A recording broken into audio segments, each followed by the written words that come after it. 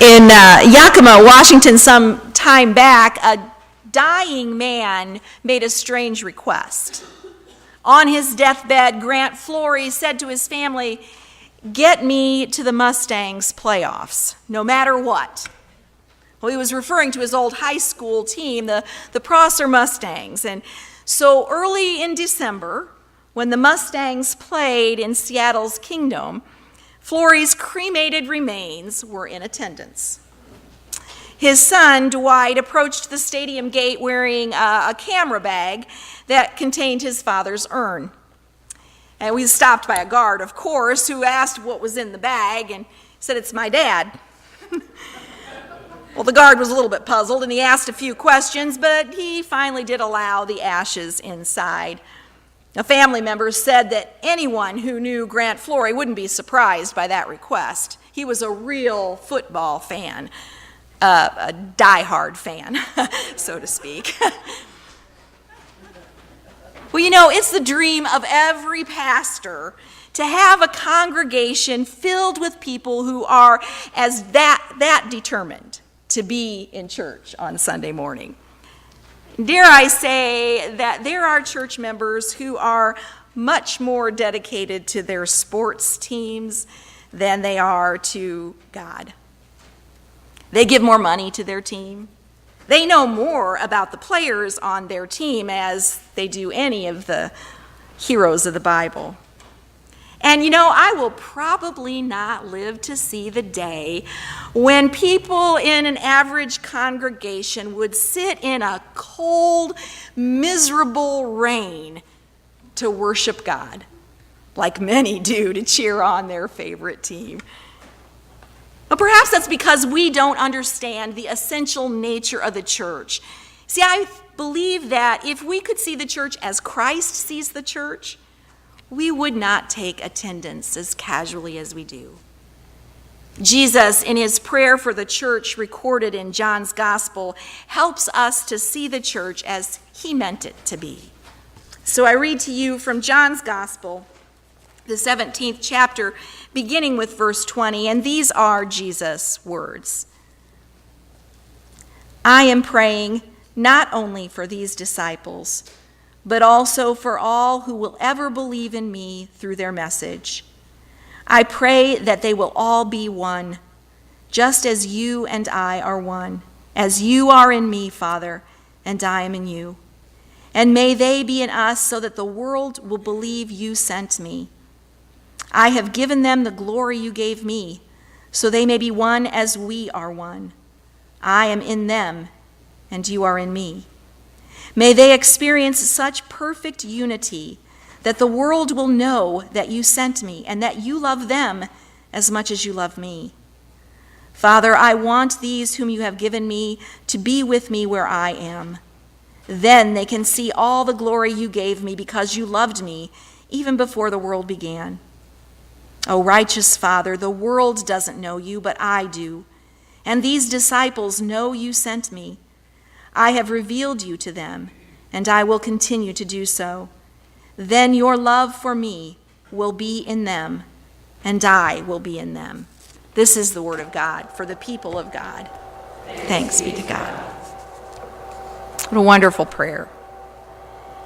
Now, first of all, Jesus prays for our unity.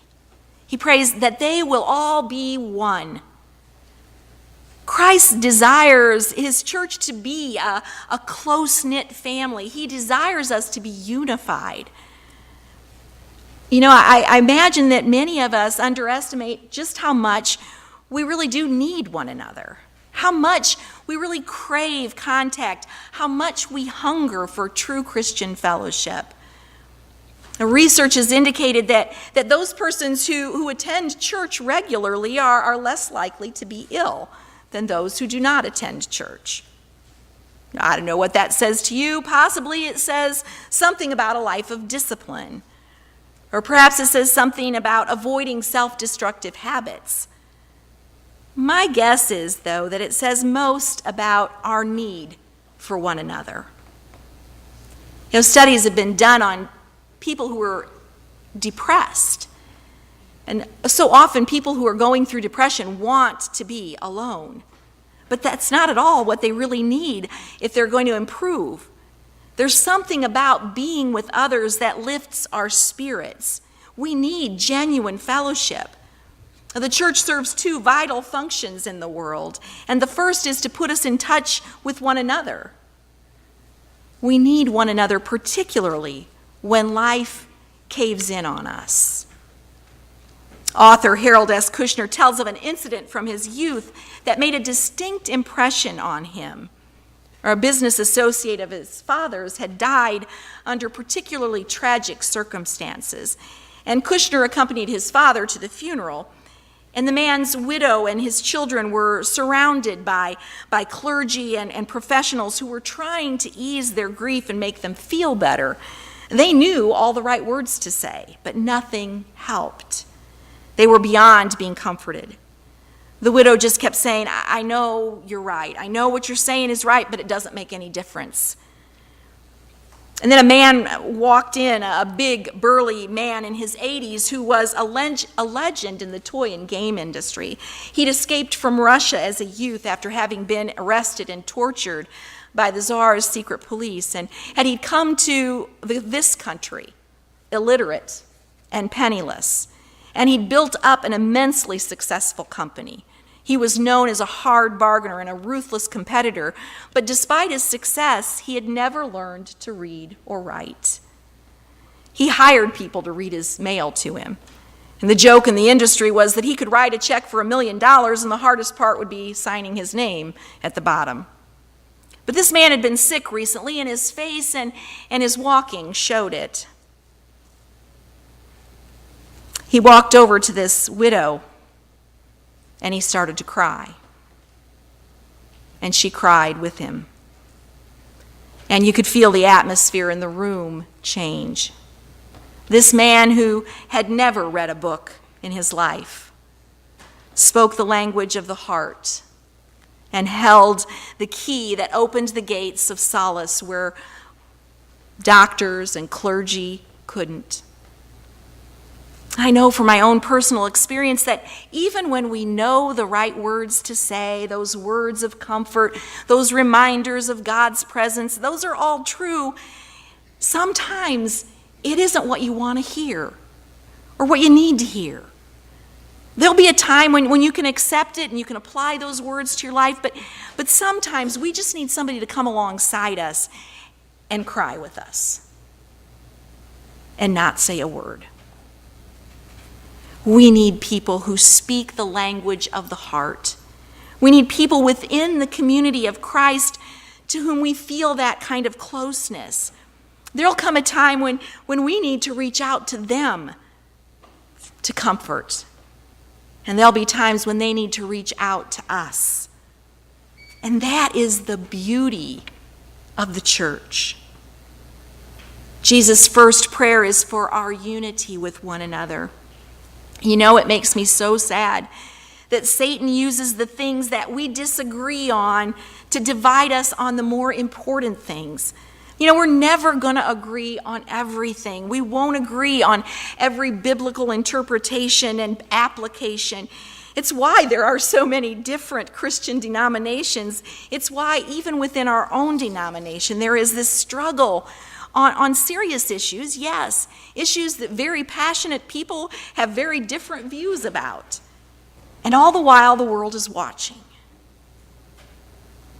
Will we find a way to be the United Methodist Church, or are we soon going to become the Untied Methodist Church?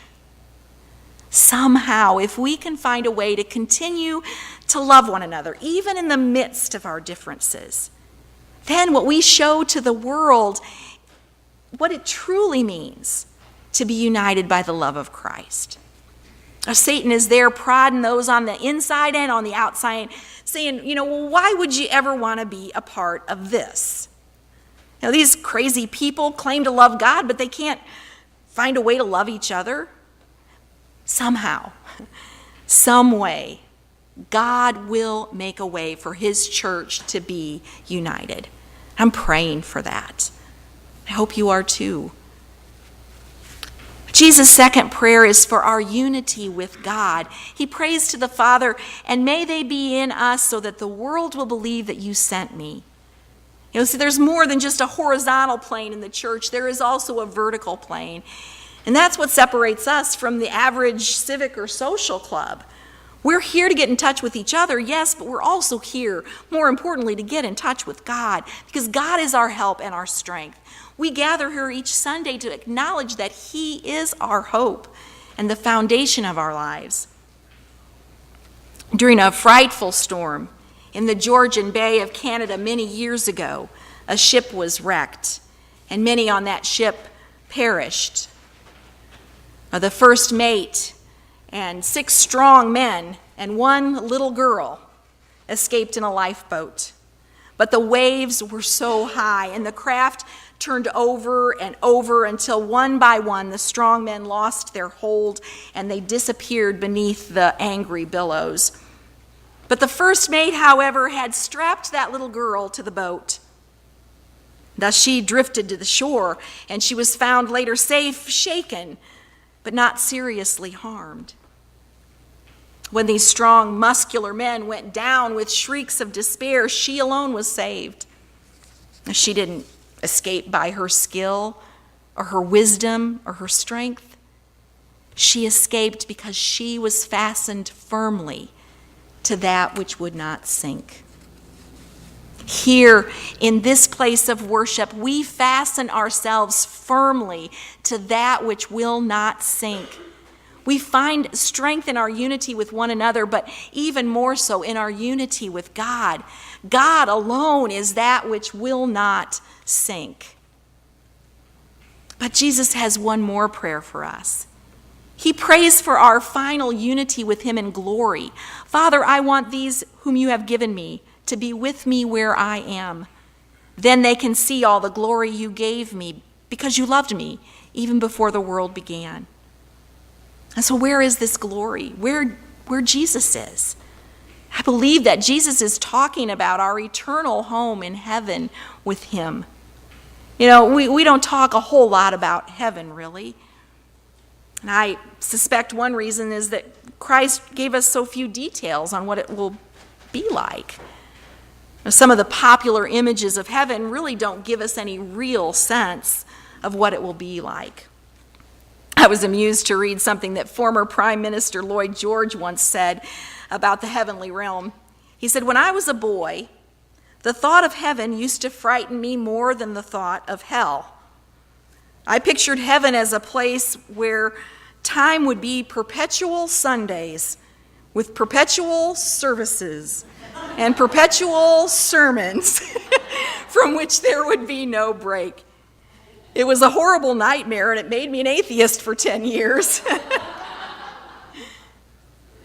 We have such a fascination about heaven. We love to hear those stories of those who have caught a glimpse of heaven during those near-death experiences. But none of our language about heaven can do it justice. Our minds are really too small to wrap around the concept of eternity. There's only one thing that we can say about heaven. We will be united with Christ and with those we love. The unity we have here at its very best is but a poor reflection of the perfect unity that we will find there. It's something that we all yearn for. It's a hope that we really cling to. A little girl was standing at a window and looking out. It was dark and rainy and cloudy outside, and tears were just streaming down her little cheeks. And she was crying as she watched her dad and her big brother bury her closest friend, her little puppy. When her grandpa came in, and he went over and he stood beside her for a few moments, and understanding her grief, he reached down and he gently took her hand and led her through the house to another room, to another window. A window that looked out across the front yard to her mother's flower garden. And he knelt down beside her and he pointed to a little spring flower that was just beginning to poke its head through the ground. And he whispered to her, "Sweetheart, you've been looking out the wrong window. God comes to us when we look out this window of darkness and despair, and he takes us by the hand and gently leads us to another place and shows us another window and whispers to us, "My dear child, you've been looking out the wrong window. Let me show you a new window where there is light and life and victory for all." Then they can see all the glory you gave me because you loved me even before the world began. Can you see it? Can you feel it? Jesus' prayer is that each of us would have unity with one another, and he wants us also to have unity with him, with God, because he is our refuge and strength. But he also wants us to know that the bonds that join us to one another and to God are eternal. Nothing will ever break them. Not even death will snatch us from him or those who we love. These are certainly crazy times we're living in. The world unity seems to be an impossibility. But as Jesus prayed for his followers both then and now, we join in his prayer that we might be one with Christ, one with each other, and one in ministry to all the world until Christ shall come again and we will feast at his heavenly banquet. Amen.